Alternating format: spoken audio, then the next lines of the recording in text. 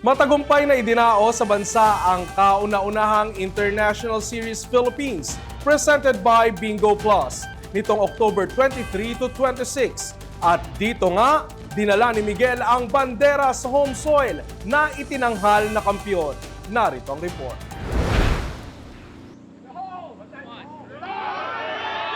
Sa isang makasaysayang torneo sa kanyang home soil, pinatunayan ni Miguel Tabuena na siya ang mukha ng golf sa Pilipinas.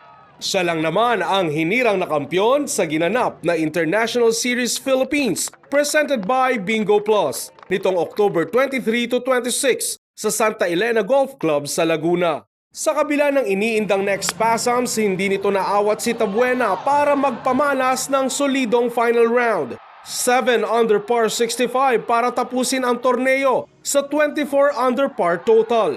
3 palo pa ang inilamang ni Tabuena sa mga sumusunod sa kanya na Japanese golfers na sina Kazuki Higa at Yosuke Asahi na parehong nagtapos sa 21 under. Noong day 1, aminado si Tabuena na maigaganda pa dapat ang kanyang performance. Pagsapit nga ng day 2 ay nagpakawala ito ng pambihirang hole-in-one na napakailap mangyari kahit sa mga pro golfers.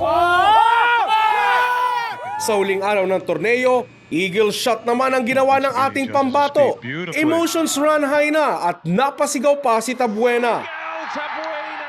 Dito na niya nakuha ang kalamangan mula sa iba pang magagaling na kalahok, kabilang na si Sarit Suwanarut ng Thailand.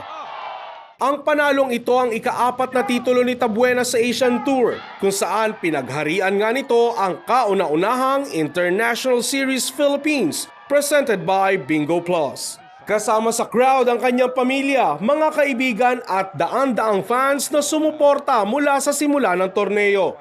Pinaka-special para kay Tabuena ang panalong ito dahil dream come true na makapaglaro sa sariling bansa sa isang malaking kompetisyon. To be able to get it done brings me so much confidence and belief in myself that I can actually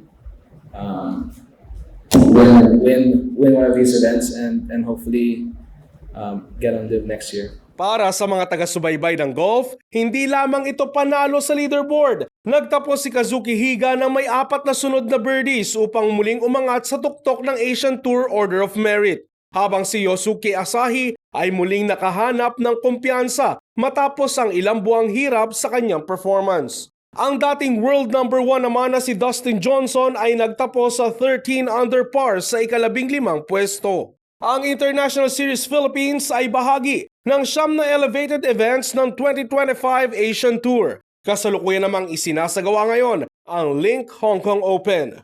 Para naman sa Filipino golf community at sa mga manonood ng kauna-unahang International Series Philippines sa pakikipagtulungan ng Bingo Plus ay nairaos ang isang napakagandang kompetisyon dito sa Pilipinas. Naniniwala ang Bingo Plus na higit pang mapapaunlad ang mga programa at kompetisyon sa rehiyon sa larangan ng golf, lalo pat ginanap na sa bansa ang kauna-unahang International Series Philippines. Isang patotoo na kaya at bagay sa ating mga Pinoy ang sports na golf. You know, for us Filipinos, we get to witness it. This is my first time to actually watch a golf tournament of this magnitude. So I'm quite excited to witness this unfold. Kaya naman, I think we're very talented. Maybe it doesn't require so much height or whatever, but I think it's really skill and, you know, porsigido. Makakabuti para sa mga golfer natin dito sa Pilipinas. Sana lalago at maraming mag-take up ng golf. Umaasa ang Bingo Plus na simula na ito ng pamamayagpag ng golf sa ating bansa.